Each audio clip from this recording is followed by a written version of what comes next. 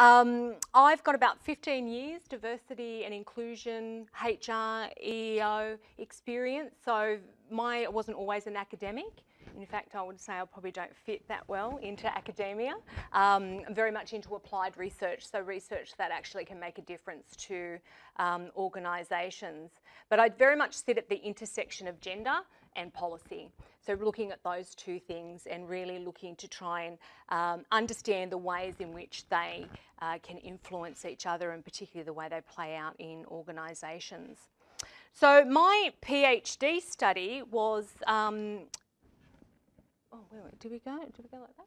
Oh, there we go. My PhD study was very much a 5-year love affair, thinking about the pipelines of care.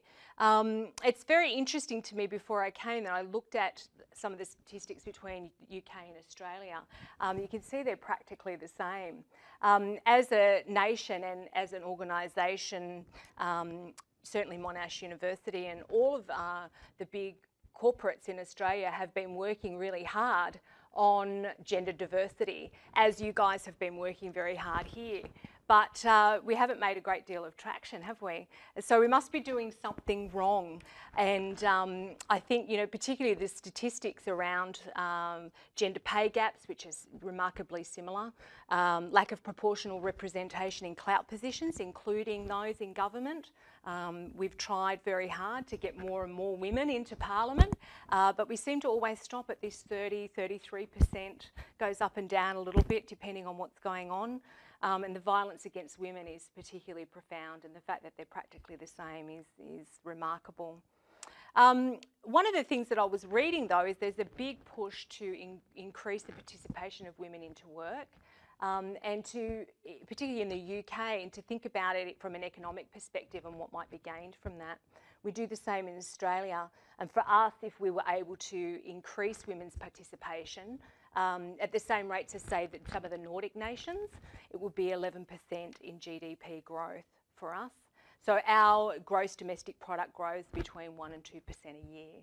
So economically, it makes a lot of sense. And you would think that governments and organisations, when it makes dollars sense, that they would jump at it. But certainly hasn't been the case. And so I really wanted to understand what is it that actually determines this persistent gendered gap. And one of the things that come out of my initial research was the fact that it's caregiving. We have a relatively equal trajectory when we think about women early on. We've got a lot of policies and EEO policies in place, but I liken it very much to being pecked to death by a duck. As a woman gets older over the life course, if we take this longer view, it's each little piece of inequality that determines at the end of her life that she actually ends up with a very unequal experience. And we've kind of been looking in the wrong areas, I suspect, because we haven't had the traction and we haven't had the change that we've needed to. And so this spotlight for me is, I guess, thinking about, we continue to look at women and to research women and to ask women and put in place policies and processes for women, but there's a whole other thing going on out there around gender, particularly in the workplace, and around caregiving. Of course, the obvious part of that is fathers. So that's very much why I wanted to understand what was going on for them in terms of their caregiving in the workplace. You look at this as a tool of change. I can't help but think that looking at just a policy-only approach, it's a bit like trying to eat soup with a fork. It will possibly get the job done, but it's going to take a really long time. We need something a little bit more radical than that. And what I propose is that we actually need to change the pipeline of care. When we look at caregiving, it is predominantly women that do the caregiving, and if we can degender that and make that a non-gendered activity, I think we'll gain a lot of traction in terms of gender equality. Because when we look at the trajectory of women, it's once they have babies that they fall on this slippery slope in terms of their equality. So I'm proposing that we take this spotlight approach, and this is what it ended up doing. Looking at fathers in the workplace, and I surveyed 951 primary earner fathers and 14 couples I interviewed. So it was a mixed method study that actually looked at both qualitative and quantitative data. To get into the survey, they had to have preschool children. The reason that I looked at that is because it's the most labour intensive. So we know that that's the most intense period of caregiving. They had to be a primary earner and earn around 60% or more of the family income. And they had to be in a white-collar workforce. The reason that I chose that as the sample is if we can't get it right in a white-collar workforce, where people are mainly doing office jobs, where there's so much opportunity for flexibility, how would we do it on the factory floor or out on the road or in council? So we defined primary caregiving very specifically, and what we were really interested in is not occasional care, not concurrent care, but actually looking at what fathers thought, what they did around primary caregiving. How often did they actually have the child in the care of themselves without the mother present, and how did they step away from work in order to do that? Because they're the two things that actually characterise women's caregiving. I'm going to focus on the interview data today because it is probably to me the most interesting in terms of explaining what actually goes on. So we're going to unpack what actually goes on at the couple level and how the workplace and policies interact with that to understand how we end up making the decisions that we do. And I say we because I'm a woman and I made exactly the same decision, was to step away from the workforce, to be the primary caregiver, even though everything I had learnt both academically and personally was about equality. So it's very, very interesting. I've also got a link here and you can see the results. Oh, you cannot locate the internet server, fair enough. There you go. You can actually see the results of the survey. They're all up on the Monash website. So again, we're going to focus only on the interview data. Initially, one of the things that I wanted to find out was why is it that this pipeline of care is so persistent? And so I had 4 things that I needed to look at. So the literature tells us, well, the reason that women care for children is because fathers don't want to. So it's a bit of a myth. So I wanted to have a look at what fathers thought, what their attitudes and beliefs were around work and around primary caregiving. I also wanted to understand what's their ideal policy conditions. So in order to be a primary caregiver, if I could give them a magic wand, I wanted to understand what is it that you want? How long did you want to care for? What did you need it to be paid at? What sort of conditions did it need to be provided under? And then I wanted to understand what fathers are actually doing. So mainly because I wanted to have a look at this the gap between what fathers idealise they'd like to do and what they actually end up doing.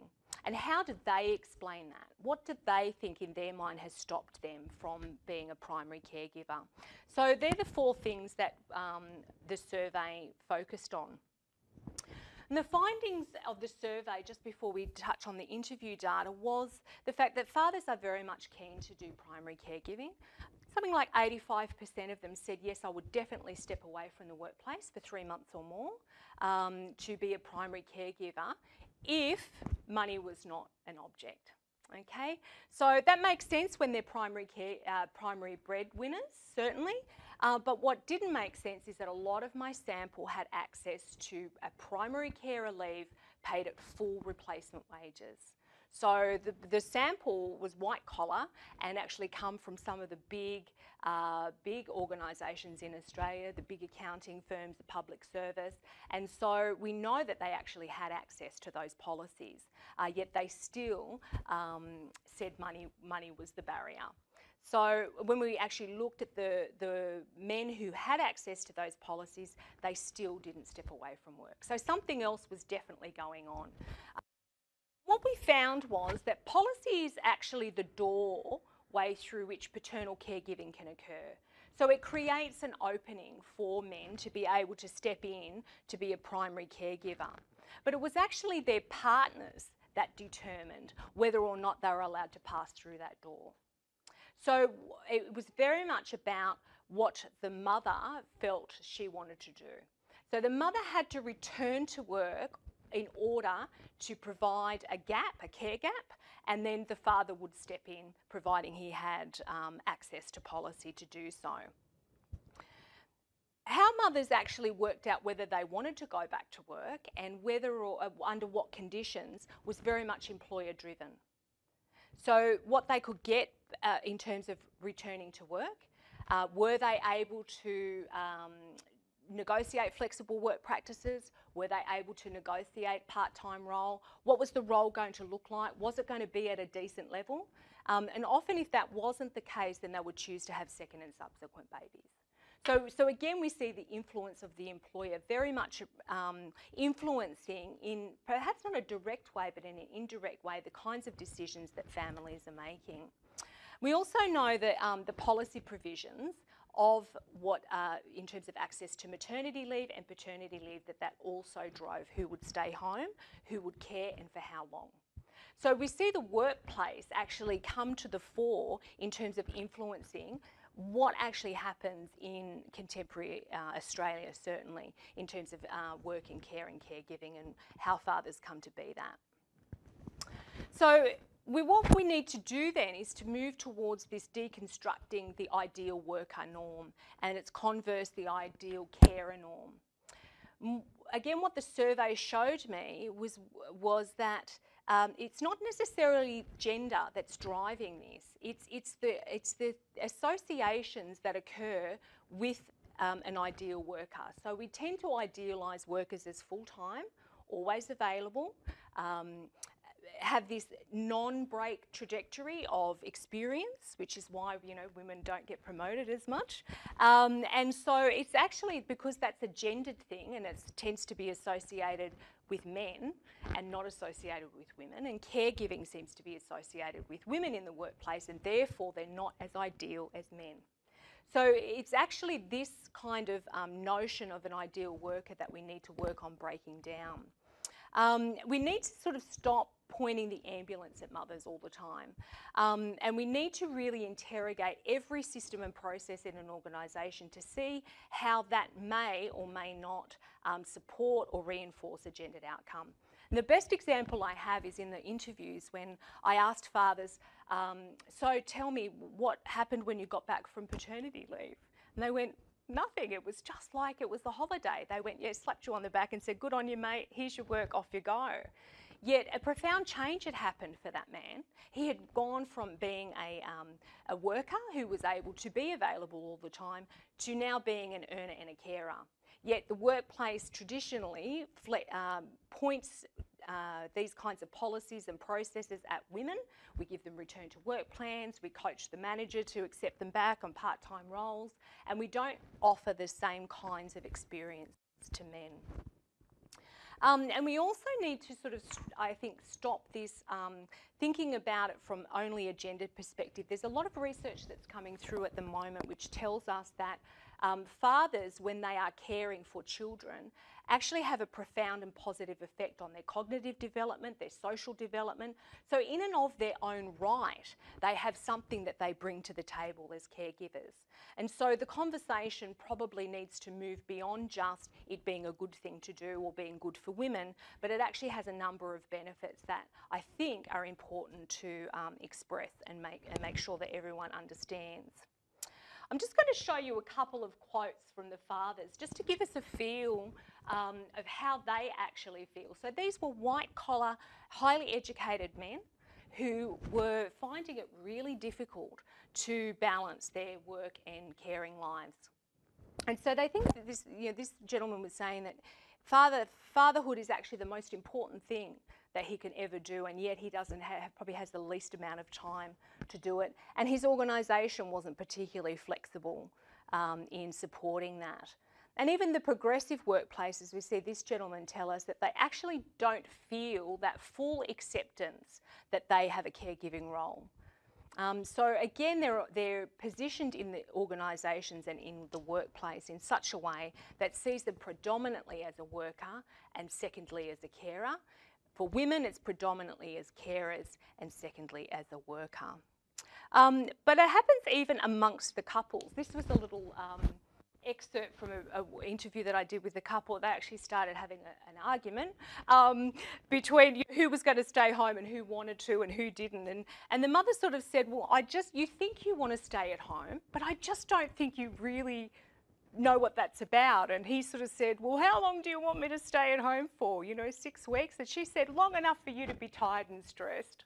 So even amongst the couples, there's this conflict and disconnect about what that experience might be like.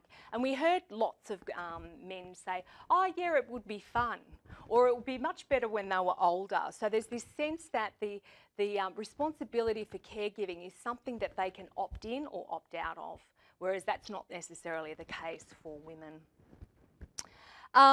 So the interview themes to come out were really important because they told us not actually just what the problem was, but it told us also how the problem emerged in terms of having these 14 couples. No one was particularly happy with how the arrangements were.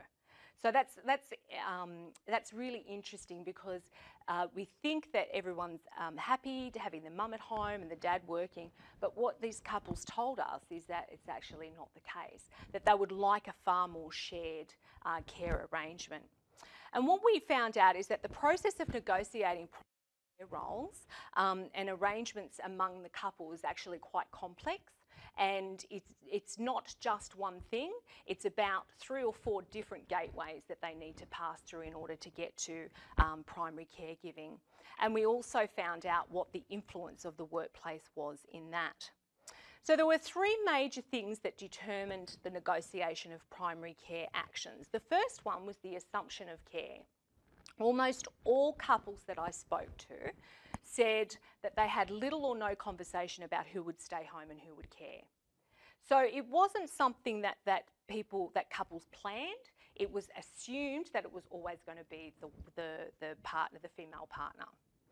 The second thing was that economic feasibility reigned supreme in a lot of those decisions. So whether or not they had access to paid leave certainly come into it. If they did not have access to paid leave, it wasn't even a conversation. So again, it's that doorway. It creates a doorway. Policy does create a doorway for fathers to step into paternal care. The primacy of the maternal perspective and desire again reigned supreme amongst the couples. The fathers again defaulted all the time. It was what my partner wanted. It was what whether or not she wanted to go back to work and how often she wanted to go back to work. So it's like they're the custodians both of the leave and of the caregiving as well. And we see that in the Nordic nations all the time, where men will only take what they're entitled to, and if they're not entitled to an entitlement of their own, that's ring-fenced on a use it or lose it basis, that often it's taken up by the mother. So that certainly supported that. And the mother does actually a 3-factor assessment. So she actually looks at the rewards of returning to work. She's weighing that up. Do I want to go back to work? Don't I? There were definitely some discussions there over career versus the job. So the women who had a career, who had a higher education, were more likely to return to work. And whether or not they had this notion of what a good mother would look like. So if a good mother was someone that would stay at home with the baby for a long period of time, then that would definitely play out in the decisions that they made. So whether or not an alternative pipeline of care entered into that couple was based on these 3 things. So we see here the assumption of care and some quotes from some of the couples, and I'll just read out one of them. I wanted to be there for the first 6 months because I know men and women are equal, and in some cases that's the way you take care and you have an attachment to kids. They have an attachment to mum, and I think for 6 months I wanted to be with them. So this was a highly educated woman who still felt that the first 6 months after birth, it was absolutely imperative that it be her that stay at home, and that she be the one to start the attachment relationship with the child. And the other thing that really come about was the fact that there was no plan. So we see Roger sort of saying, we didn't actually have anything specific in mind. the baby just came and we just sort of went with what we decided to. So there's a lot of opportunity, I think, for both employers and governments to step in to when couples are making decisions about who stays at home and who goes to work, that if we can do that and give them options at that critical period of time, then we may have a little bit more traction. The economic feasibility, that played out often in terms of the interviews, and we have, you know, complete explanations of it being a financially driven decision. So if there's no paid leave, paid at replacement wages, and I'll just tell you that Australian statutory parental leave is paid at federal minimum wage. So when we've still got a gendered pay gap, even those couples where they are sort of comparable work status, it's always going to default to the mother. Whatever money's going to be driving these decisions. So, you know, our statutory system, which was originally what I was looking at critiquing in this research, is really falling short of the needs, certainly of men and increasingly a majority of women. And here we have some quotes that talk about the primacy of maternal perspective and desire. Look, the decision-making process has really been, quite frankly, what Michelle has been comfortable with. And we found those kinds of quotes often. You know, even women themselves thought, I'll go back to work only when I want to have that little bit of independence. So that the carrot for going back to work is often very much driven by the mother and what's happening for the mother. And here we see this assessment. This was a really good quote because it talks about how difficult it is and the difficulty or the degree of difficulty it is to actually return to work and feel okay with who's looking after the baby is very much around whether or not the woman will go back to work. So this was a woman who was able to have paid care easily come into the house, and she's basically saying, if I didn't have that, then I probably wouldn't choose to go back to work. Again, highly educated, very, very high up in government, which we would have lost her from the pipeline of talent in that organisation if she wasn't able to actually access easy access to alternative care. The workforce factors are equally important. Fathers are constantly calculating the costs of caregiving.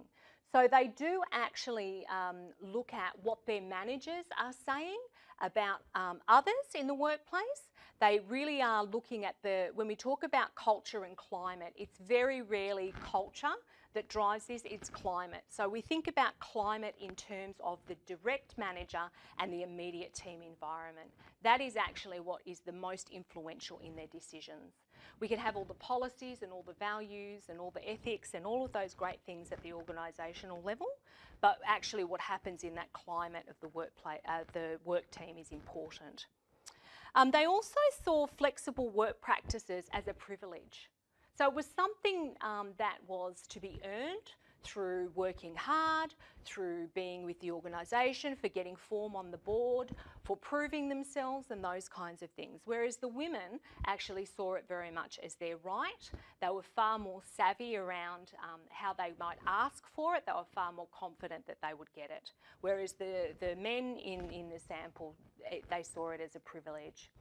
And there were very much gender differences in expectations of the workplace. And what I mean by that is that fathers who did actually make some changes to their traditional patterns of work did so only temporarily. All the women that I asked, so has anyone asked you when you would be going back to full-time work? No. Has anyone asked you when you would be changing your flexible work arrangement? No. It's seen as a permanent part of their working life, whereas if men make a change, it's seen very much as a temporary change. Oh, you're only doing this to get over a care hump, or you're only doing this because it's an intense period of time. And that's how we see psychologically that schemata or that scheme of ideal worker and full-time workers being male. So it comes through actually unconscious. Managers versus climate. Let's have a look at some of these quotes. The guys talked a lot about good managers and bad managers. So they traditionally have managers that are either good, I'm so sorry, managers that are good, and the good managers are the ones that allow them to work flexibly, that do so without any penalties. Bad managers are the ones that kind of think it's taboo to be caregiving. I think one of the best stories that a gentleman told me was the fact that he had heard a woman had brought her child into work because he was sick, and she had this meeting to attend to, and you know they were all in this open office, and the woman took the child and walked through the office and sat him down with colouring in pencils and all that. The manager had said to this particular worker, as an aside, "We're not running a daycare centre here. What's she bringing the kid in for?" And he said to me, "You know, Simone, I just tucked that information up my sleeve." Didn't actually relate to me. He didn't say it about me.